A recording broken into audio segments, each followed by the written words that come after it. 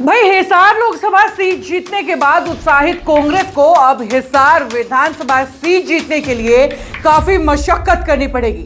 हम ऐसा इसलिए कह रहे हैं क्योंकि यहां लोकसभा के चुनाव में भाजपा को करीब 35,000 मतों की बढ़त मिली थी। इसीलिए यहां अपनी जीत पक्की करने के लिए कांग्रेस को सही समीकरणों के हिसाब से दमदार प्रत्याशी मैदान में उतारना होगा। ऐसे में अगर भाजपा यहां से किसी महिला प्रत्याशी को उतारती है तो कांग्रेस के पास भी महिला प्रत्याशी है।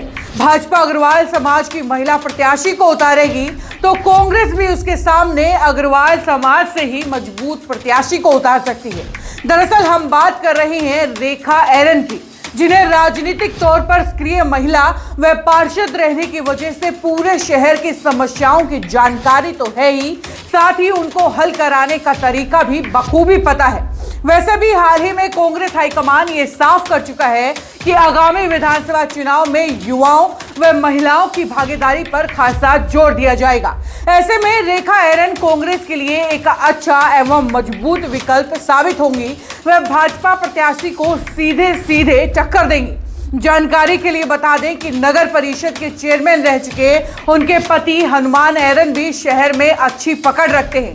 इसीलिए साल 2018 के निगम चुनाव में केवल 6 दिन पहले कांग्रेस की तरफ से मैदान में उतरी रेखा एरन को 41,000 वोट मिले थे। इसके बाद से रेखा एरन लगातार मैदान में डटी हुई हैं। वह राजनीति में खुद के दम पर मजबूत पहचान बनाए हुए हैं। बहरहाल कांग्रेस इस दंपत्ति में से किसी को भी टिकट देकर दोहरा फायदा ले सकती है। दोनों का शहर में अपना रसूख है, जिसके चलते हाल ही में उनके समर्थकों ने एक मीटिंग में इकट्ठा होकर हनुमान एरन या रेखा एरन दोनों में से ही किसी एक को टिकट देने की मांग की है। फिलहाल कांग्रेस में भूपेंद्र सिंह हुड्डा का सबसे ज्यादा प्रभाव है और हनुमान एरन भूपेंद्र सिंह हुड्डा के करीबियों में से एक है। हुड्डा साहब अगर हिसार को जीतना चाहते हैं तो यहां से अपने हनुमान को मैदान में उतार सकते हैं।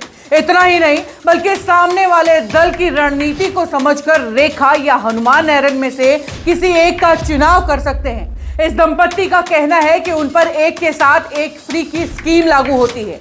यदि कांग्रेस किसी एक को चुनेगी तो दूसरा शहर की सेवा के लिए फ्री मिलेगा। वैसे दोनों ही राजनीति की गहरी समझ रखते हैं और एक दूसरे की ताकत बनकर पूरे शहर का सुधार करा सकते हैं। वहीं अगर जातीय समीकरणों की बात करें तो हिसार विधानसभा में सबसे अधिक मतदाता पंजाबी व अग्रवाल समाज के हैं।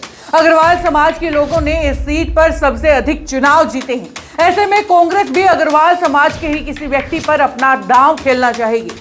वैसे अग्रवाल समाज के ही दूसरे नेता भी कांग्रेस की टिकट की मांग कर रहे हैं, लेकिन उन नेताजी के बारे में लोगों का मानना है कि वो केवल अखबारी नेता हैं, केवल बयानबाजी करने तक सीमित हैं और आम लोगों के साथ उनका भावनात्मक जुड़ाव कम है। और जब तक किसी प्रत्याशी का आम मतदाता से सीधा जुड़ाव नहीं होगा तब तक वो जीतेगा कैसे। बहरहाल कांग्रेस की टिकट पर मंत्री व विधायक रह चुकी माताजी 9.5 साल बाद अब फिर से प्रकट हो गई हैं। लेकिन भाजपा की ओर से संभावित महिला प्रत्याशी की उम्र को लेकर भी लोग सवाल उठा रहे हैं।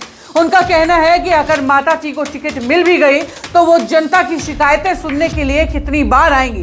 पहले भी उनके दरबार में गेट पर ही शिकायत की प्रति लेकर लोगों को वापस लौटा दिया जाता था। ऐसे में देखना यह होगा कि कांग्रेस आने वाले समय में इस नाराजगी का फायदा उठाने के लिए मैदान में किसे उतारती है।